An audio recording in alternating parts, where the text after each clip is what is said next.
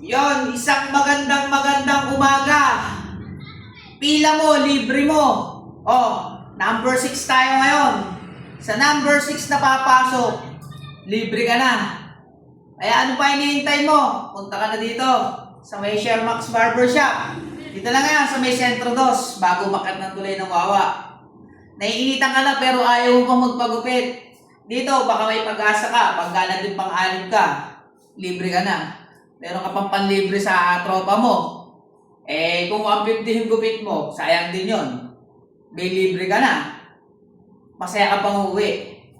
Yun lang. Mga bossing, sana pakipollow nyo yung aking page. Pakilike, pakishare, at pakicomment ka na rin. Eh lang, malaking tulong na sa akin yun para sa pag-angat ng aking page.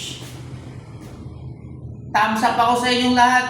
Kaya kahit nagsisimula tayo, meron tayo nagiging basher, okay lang yun, all goods lang yun. Yung basher natin, mahalin natin. Huwag kang magtatanim ng sama ng loob. Kung sino man yung sasamahin loob sa'yo, hayaan mo lang sila.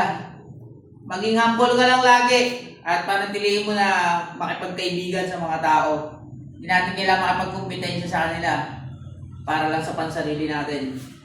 Yun lang, isang magandang umaga. Kaya kung ikaw, wala kang ginagawa ngayon, magpapagupit ka, pumila ka na dito. Ikaw lang ang hinihintay ko. Yung mga customer lang, kayo lang yung kulang. Alam niyo ba yun?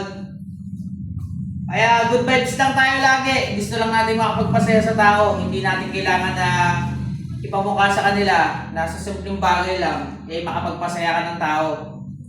Yun lang. Basta ang masasabi ko lang sa inyo, huwag kayong magiging mapagmataas. Lagi ka lang nasa baba o kaya nasa gitna. Nasa patas ka lang lagi. Basta ang importante, wala kang tinatapakan. Wala kang inaagabyado. Makipagkaibigan ka lang kahit ayaw ka nila. Yung may ayaw sa'yo, gawin mo pa rin kaibigan. Kasi ang magtanim ng sama ng loob sa isang tao, hindi maganda.